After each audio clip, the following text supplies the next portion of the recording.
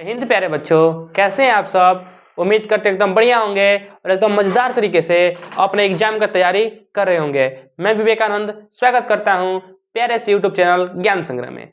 देखिए, आज हम लोग बात करेंगे पॉलिटिकल साइंस की चैप्टर नंबर 1 से जो भी महत्वपूर्ण ऑब्जेक्टिव बनेंगे आज हम लोग उसका सॉल्यूशन करने वाले हैं। ठीक, सबसे पहले आपको हम बता दें कि अगर आप ऐसी क्लास करना चाहते हैं, हर एक सब्जेक्ट की क्लास इस चैनल पर होती है, तो उसके लिए आपको क्या करना होगा। सबसे पहले चैनल को सब्सक्राइब कर दीजिएगा और अब टेलीग्राम हम लोग का लिंक है ज्ञान संग्रह इंस्टीट्यूट।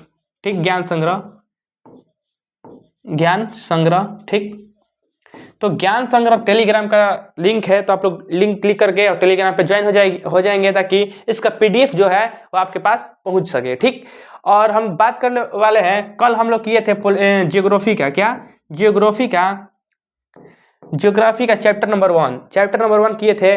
तो अगर वो वीडियो आप देखना चाहते हैं, वो क्लास आप देखना चाहते हैं, तो डिस्क्रिप्शन में उस क्लास का लिंक है, तो आप लोग जा करके उस क्लास को देख सकते हैं। चलिए, क्लास को बिना देर किए हुए क्लास को स्टार्ट करते हैं ताकि आप लोगों का भी विलंब ना हो।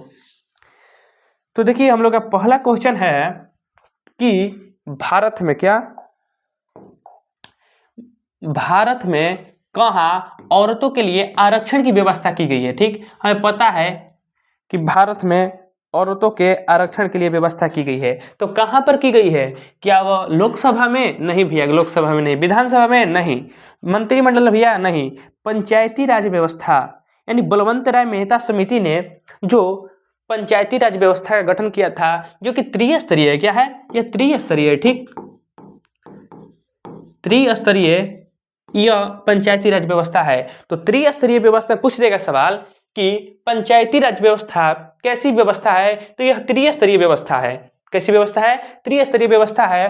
तो भारत में कहाँ औरतों के लिए आरक्षण की व्यवस्था की गई थी, तो इसी पंचायती राज व्यवस्था में औरतों के लिए आरक्षण की मांग की गई थी, यानी व्यवस्था की गई थी। ठीक, नेक्स्ट देखिए, हम लोग का 2 नंबर क्वेश्चन है कि भारत में वर्तमान में कितने प्रतिशत महिलाओं को संसद में प्रतिनिधित्व प्राप्त है। क्या? प्रतिनिधित्व पूछ रहा है। तो ये पहले क्वेश्चन पढ़ ले हम लोग। क्वेश्चन है कि भारत में वर्तमान में कितने प्रतिशत महिलाओं को संसद में प्रतिनिधित्व प्राप्त है, यानी संसद में महिलाओं को कितने परसेंट प्रतिनिधित्व प्राप्त है। तो 10.86। कितना? 10.86। ऑप्शन नंबर बी हम लोग का आंसर सही हो जाएगा। 10.86% महिलाओं को संसद में प्रतिनिधि प्राप्त है। कितना? 10.86। अगर आपको ये क्वेश्चन याद होगा तो कोई बात नहीं, अगर नहीं होगा तो हम आपको इसी क्लास में याद कराने की गारंटी ले लेते हैं। ठीक, भारत में वर्तमान में कितने प्रतिशत महिलाओं को संसद में प्रतिनिधित्व प्राप्त है? 10.86। कितना बोलेंगे? 10.86। ठीक, नेक्स्ट देखिए, नेक्स्ट हम लोग का 3 नंबर बेल्जियम। क्या कह रहा है? बेल्जियम। ठीक, क्या कह रहा है कि बेल्जियम किस शहर के स्कूलों में फ्रेंच बोलने पर रोक लगा दी गई थी। यानी बेल्जियम के किस शहर में फ्रेंच, यानी फ्रेंच एक भाषा है, तो फ्रेंच बोलने पर रोक लगा दी गई थी। तो वह मर्चटेम में। किसमें? मर्चटेम में, यानी ऑप्शन नंबर सी हम लोग का आंसर सही हो जाएगा। जो मर्चटेम है, तो मर्चटेम शहर है क्या? एक बेल्जियम का शहर। क्या? मर्चटेम। तो मर्चटेम में रोक लगा दी गई थी। क्या? फ्रेंच भाषा आप लोग नहीं बोल सकते हैं, आप फ्रेंच भाषा जो है नहीं बोल सकते हैं। इसी मर्चेंटम शहर में, जो कि बेल्जियम का एक शहर है, इसी शहर में फ्रेंच बोलने पर रोक लगा दी गई थी। कहाँ पे? स्कूल पे। ठीक, देखिए नेक्स्ट देखिए,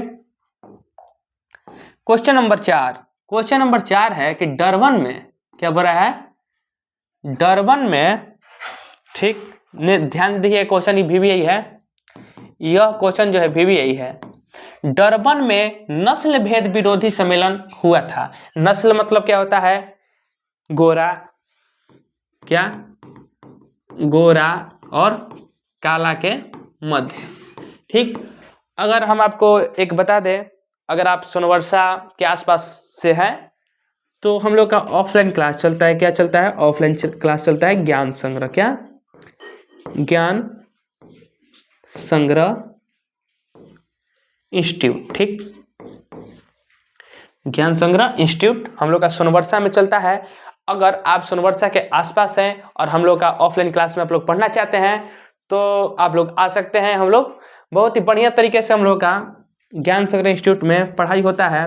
अगर आप दूर से हैं तो ज्ञान संग्रह को चैनल को सब्सक्राइब कर लीजिएगा, ताकि जो हम ऑफलाइन बैच में पढ़ाते हैं वही हम लोग ऑनलाइन में भी पढ़ाते हैं। ठीक, और जो टेलीग्राम चैनल है ज्ञान संग्रह, लिंक डिस्क्रिप्शन में है, तो उसको जा करके आप लोग फॉलो कर लीजिएगा, ताकि जो PDF है इसका वो टेलीग्राम चैनल में जा सके। ठीक, तो देखिए बिना लेट किए हुए क्लास को स्टार्ट करते हैं कि डरबन में नस्ल भेद विरोधी का सम्मेलन कहाँ हुआ था, कब हुआ था?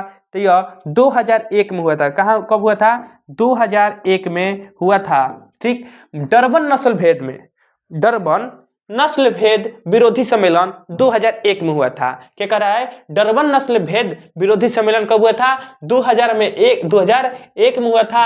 अगर आपको इस क्लास में याद नहीं हुआ होगा तो जो कहिएगा तो। ठीक, नेक्स्ट देखिए, नेक्स्ट है 5 नंबर क्वेश्चन हम लोग का कि अलग अलग भाषा बोलने वाले लोगों के आधार पर सामुदायिक सरकार का गठन करने का नागरिकों को दिया गया था। कि ठीक, क्या कह रहा है कि अलग अलग भाषा बोलने वाले लोगों के आधार पर सामुदायिक सरकार को गठन करने का अधिकार नागरिकों को दिया गया था। देखिए इसको क्वेश्चन को थोड़ा छोटा कर लेता है कि दिखे, अधिकार किस देश के नागरिकों को, क्या कह रहा है, किस देश के नागरिकों को दिया गया था? तो यह बच्चा बेल्जियम को दिया गया था। किस देश में दिया गया था? बेल्जियम के जो नागरिक हैं, बेल्जियम के जो नागरिक हैं, तो अलग अलग भाषा बोलने वाले लोगों के आधार पर सामुदायिक सरकार का गठन करने का अधिकार किस देश के नागरिकों को दिया गया था? तो ये बेल्जियम के नागरिकों को दिया गया था। किस देश के? बेल्जियम देश के नागरिकों को दिया गया था। तो भाषा बोलने के आधार पर सामुदायिक सरकार कहाँ दिया गया था? बेल्जियम देश है एगो। ठीक, बेल्जियम क्या है? यह एक देश है। तो इसी देश में अलग अलग भाषा बोलने के आधार पर एक सामुदायिक गठन किया गया था। नेक्स्ट देखिए, नेक्स्ट 6 नंबर, इंडिका पुस्तक की लेखक कौन है? इंडिका पुस्तक, तो इंडिका पुस्तक जो है यह मेगास्थनीज ने लिखा था। हिस्ट्री पूछता है यह कहाँ का था? यह यूनान का था। यह यूनान का था। यह एक राजदूत था। क्या था? यह एक राजदूत था। आप लोग इसे भी याद करते हुए चलेंगे। ठीक, और नेक्स्ट देखिए क्वेश्चन है हम लोग का 7 नंबर क्वेश्चन कि श्रीलंका में तमिल मुख्य रूप से रहते हैं। जो श्रीलंका है, तो देख सकते हैं आप लोग, उतना मैप बनाने आता नहीं है। मान लीजिए कि गुजरात है,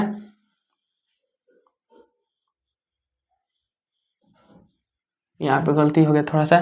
चलिए देखिए, मान लीजिए ये जो यहाँ पे श्रीलंका है। ठीक, श्रीलंका है, तो श्रीलंका के तमिल मुख्य रूप से रहते थे। तो उत्तर पूर्वी, क्या उत्तर और देखिए उत्तर ही है, उत्तर और ये पूर्वी। ठीक, यानी इस क्षेत्र में जो तमिल मुख्य रूप से उत्तर और पूर्वी क्षेत्र में रहते थे। ठीक, आप लोग उत्तर पूर्वी कहाँ है? उत्तर पूर्वी प्रांतों में, यानी ऑप्शन नंबर ए हम लोग का करेक्ट आंसर हो जाएगा। नेक्स्ट देखिए 8 नंबर हम लोग के भारत में बहुसंख्यक आबादी। बहुसंख्यक मतलब क्या होता है? बहुत ज्यादा। क्या? बहुसंख्यक में क्या होता है बच्चा? बहुत ज्यादा, बहुत ज्यादा। ठीक, और अल्पसंख्यक मतलब क्या होता है? अल्पसंख्यक, अल्पसंख्यक। अल्पसंख्यक में क्या होता है? तो अल्पसंख्यक मतलब होता है कम। अगर पूछ देगा कि भारत में अल्पसंख्यक आबादी, मतलब भारत में अल्पसंख्यक आबादी है, तो मुस्लिमों का हो जाएगा। किसका? मुस्लिम का। ठीक, मुस्लिम का हो जाएगा। ठीक, अगर पूछ देगा कि भारत में बहुसंख्यक, तो हिंदुओं का। किसका? हिंदू समुदाय का, यानी ऑप्शन नंबर सी हम लोग का आंसर हो जाएगा। और पूछ देगा कि पाकिस्तान में बहुसंख्यक आबादी किसका है, तो मुस्लिम का हो जाएगा। ठीक, यानी हम लोग का ऑप्शन है यहाँ पे सी, हिंदू समुदाय, ऑप्शन सी सही हो जाएगा। नेक्स्ट है 9 नंबर कि भारतीय संविधान के अनुसार भारतवर्ष को घोषित किया गया है। ठीक, भारतीय संविधान कब लागू हुआ था बच्चा?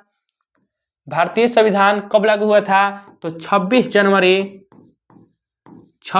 1950 को। ठीक, आंशिक रूप से कब हुआ था? क्या पूछेगा? आंशिक रूप से। आंशिक रूप से कब हुआ था? 26 नवंबर 1949 को आंशिक रूप से हुआ था। पूर्ण रूप से 26 जनवरी 1950 को हुआ था। तो भारतीय संविधान के अनुसार भारतवर्ष को घोषित किया गया है तो धर्मनिरपेक्ष राज्य। धर्मनिरपेक्ष राज्य यानी सभी धर्म को समान अधिकार, सभी धर्म को क्या? सभी धर्म को समान अधिकार यानी धर्मनिरपेक्ष राज्य। ठीक, यानी धर्मनिरपेक्ष राज्य का अर्थ होता है कि राज्य का कोई अपना धर्म नहीं होगा, राज्य जो है सभी धर्मों को समान अधिकार प्राप्त करेगा। अगर आपसे सब्जेक्टिव क्वेश्चन पूछ देगा कि धर्मनिरपेक्ष राज्य से आप क्या समझते हैं, तो आप कहिएगा कि धर्मनिरपेक्ष राज्य वैसी राज्य है जिसमें राज्य किसी धर्म को मान्यता नहीं देता है, वह सभी धर्मों को समान अवसर प्रदान करता है। ठीक, और धर्मनिरपेक्ष राज्य कहाँ पर प्रस्तुत किया गया है? तो ये प्रस्तावना में। कहाँ पर? प्रस्तावना में प्रस्तुत किया गया है। आप लोग याद करते हुए सब चलेंगे। ठीक, देखिए नेक्स्ट देखिए 10 नंबर है काले दस्ताने और बंधी हुई मुठिया। ठंडा में दस्ताना लोग पहनते हैं ना, अब तो ठंडा चला गया।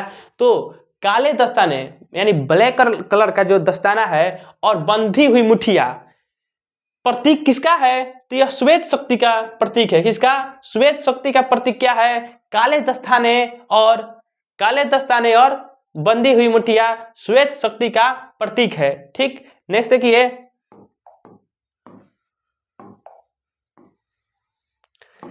नेक्स्ट 11 नंबर क्वेश्चन है हम लोग का कि अमेरिका में अश्वेत शक्ति आंदोलन उग्र रूप से कब उभरा? 1 मिनट, शायद देखिए जो हम बताए थे यह श्वेत शक्ति नहीं अश्वेत शक्ति हो जाएगा यहाँ पे इसका आंसर। काले दस्ताने और बंधी हुई मुठिया का प्रतीक है अश्वेत शक्ति। अश्वेत शक्ति यानी श्वेत नहीं अश्वेत। ठीक, नेक्स्ट देखिए कि अमेरिका में अश्वेत शक्ति आंदोलन उग्र रूप से कब उभरा था? तो यह 1966 में उभरा था। कब? 1966 में अश्वेत क्रांति अमेरिका में उभरा था 1966 में। नेक्स्ट देखिए कि बिहार की साक्षरता कितनी है? तो बिहार में मतलब साक्षरता मतलब क्या होता है? साक्षरता मतलब होता है पढ़े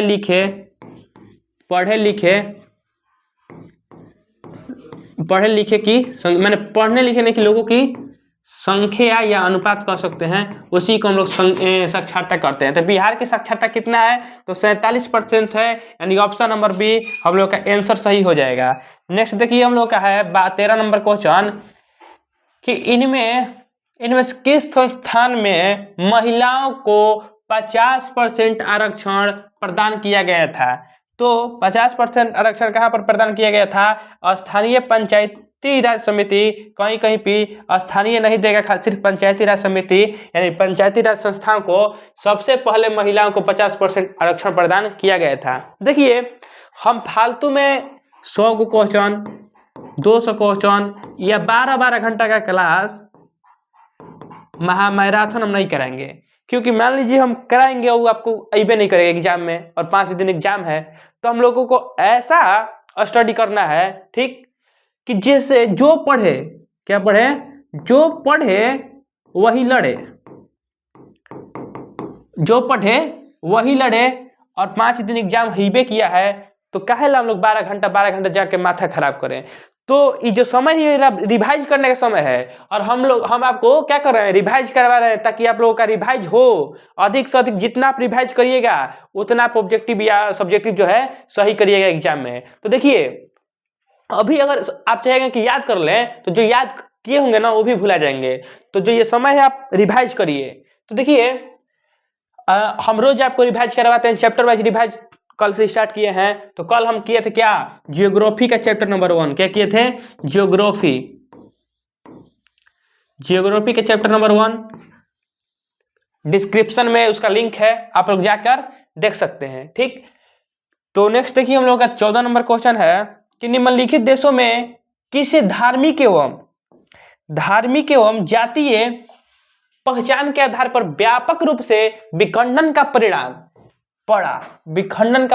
पड़ा था? तो यह युगोस्लाविया में, कहा युगोस्लाविया में धार्मिक एवं जातीय पहचान के आधार पर व्यापक रूप से विखंडन का परिणाम का पड़ा था। ठीक, नेक्स्ट देखिए हम लोग का 15 नंबर क्वेश्चन है कि भारत में सर्वप्रथम नगर निगम की स्थापना कहाँ हुई थी। पूछ देगा कि भारत में सर्वप्रथम नगर निगम की स्थापना कब हुई थी, तो 1688 में हुई थी। कब हुई थी? 1688 में। कहाँ हुई थी? तो मद्रास में। कहाँ?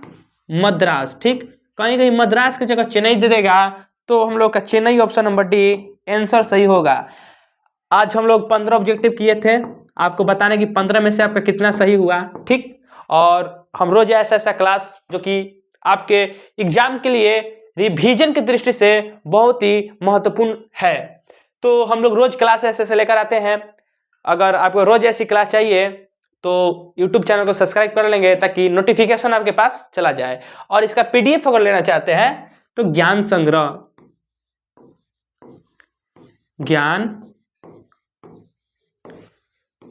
संग्रह, ठीक, हम लोग का टेलीग्राम लिंक है डिस्क्रिप्शन में, उसको आप लोग जाकर फॉलो कर लेंगे ताकि इसका PDF आपके पास पहुंच जाए।